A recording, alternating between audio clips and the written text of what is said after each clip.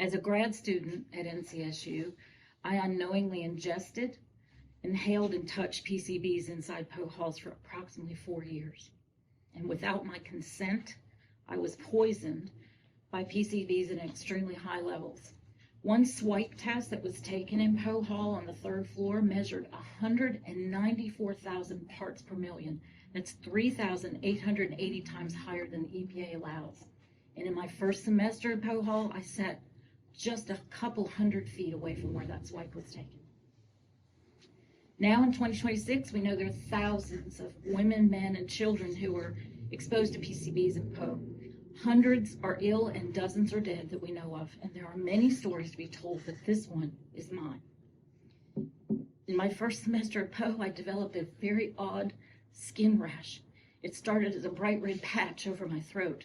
It felt like a burn, and within a week it had spread through my neck and up into my face. My hands were swollen. My skin was bright red. It was sensitive to heat, and it was very, very painful. My doctor diagnosed it as severe eczema and gave me steroids to calm the inflammation. My next semester, I started having trouble breathing. I never smoked, wasn't around anyone that smoked. But over the next several years, I had multiple respiratory infections, including pleurisy, bronchitis, and pneumonia.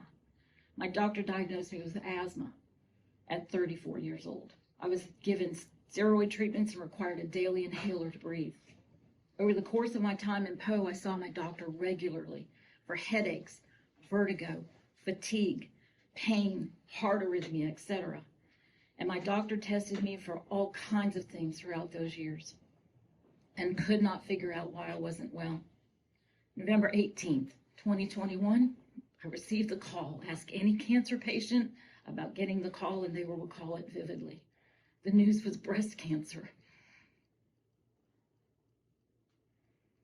And after waking up from surgery, I was told it was stage 2 breast cancer because not only was there cancer in my breast, but there was cancer in my lymph nodes as well.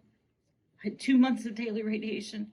I'd taken oral chemotherapy drug for 7 years in order to get well, and metastatic breast cancer will be a concern for me for the rest of my life. Cancer doesn't run in my family, so my doctor, my oncologist, suggested that I get testing, and I took genetic testing, and the results came back, and the results were negative. Fall of 2025, I wasn't feeling well again. I had tests done. This past Christmas Eve, I received more news. A rare pancreatic tumor unrelated to my breast cancer was found through an MRI. At 66 years old, I'm now a community activist who's desperately trying to get people to listen, trying to get my fellow citizens, fellow alumni, and North Carolina's leaders to wake up to the public health crisis that exists in Poe Hall. For every person I speak with, I coach them to contact their doctors to get the fact that they were exposed to high level of PCBs into their medical records immediately. I also explain that once PCBs enter our bodies, they settle anywhere and they cause serious health risks, including cancer. And for that reason, for all of us who are exposed to PCBs in Poe, have a life sentence.